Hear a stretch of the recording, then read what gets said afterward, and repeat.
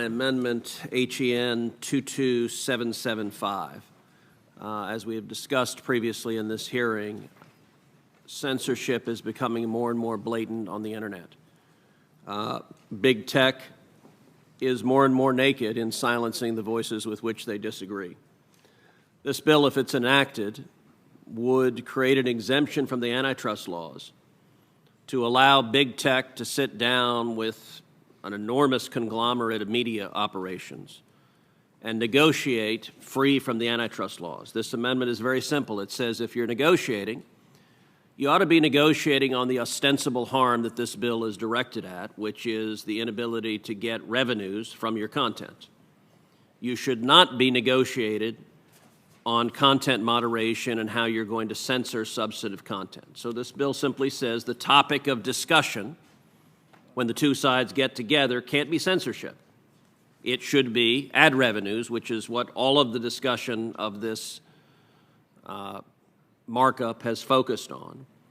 That if they do engage in collusion of two cartels getting together and engaging in blanket censorship, that does not fall within the protection of this bill. And I would urge the adoption of this amendment. Thank you. Senator Cruz's amendment would eliminate the exemption from the antitrust laws if anyone is involved in the joint negotiation even discusses content moderation. The bill is not about content moderation. I said this in response to Senator Padilla this morning, coming from a different angle, say it to you today. In fact, the bill actually includes several provisions to ensure that the bill is content neutral.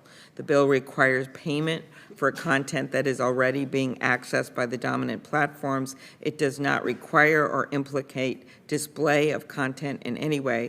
The bill does not require a platform to carry any content at all. But Senator Klobuchar, if I could inquire and clarify, you're right, the bill does not require that the cartel sitting down negotiating censor. But without this amendment, the cartel would give an immunity from antitrust liability for the cartel sitting down agreeing to censor. And so whether or not that is your principal objective, it would be a subsidy for censorship from the United States Congress. And as I noted, you in all likelihood have the votes to move this out of committee, but I do not believe this will move on the floor if the answer is that this committee is fine with giving a blanket exception from legal liability for explicit censorship and silencing of voices that the big tech oligarchs disagree with. Mr. Chairman, may I ask a question? Senator Kennedy. Ted, let me be sure I understand what your amendment does, because you have two that are very similar. What you're saying is that when you sit down and negotiate, you're just negotiating over price, over money. Right. If somebody from social media said, look, I can give you a better price if you would work with me more on changing your content. Or it doesn't even have to be connected to price. If they sit down and say, let's all agree to come together and silence the following voices. Without this amendment, that there would be no antitrust liability for that collusion of a cartel. Otherwise, there would arguably be antitrust liability. I don't have any problem with that. Senator Kennedy, I'm sorry. This amendment essentially gives platforms a get-out-of-jail-free card by presenting an obvious opportunity for gamemanship in the negotiation. But I don't understand why. Since news outlets depend on the antitrust exemption, while the covered platforms do not, the platforms could then raise content moderation at the first opportunity in an attempt to avoid the joint negotiations. So. Well, no one faces liability for the conduct of others, and what this amendment would do is it would say when the cartels sit down to negotiate, they'd say, we're not going to discuss censorship, we're going to discuss price.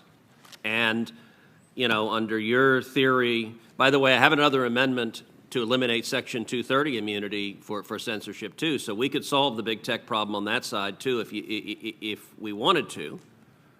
But There's no argument that the newspapers would suddenly be liable because Google walked in and screamed censorship.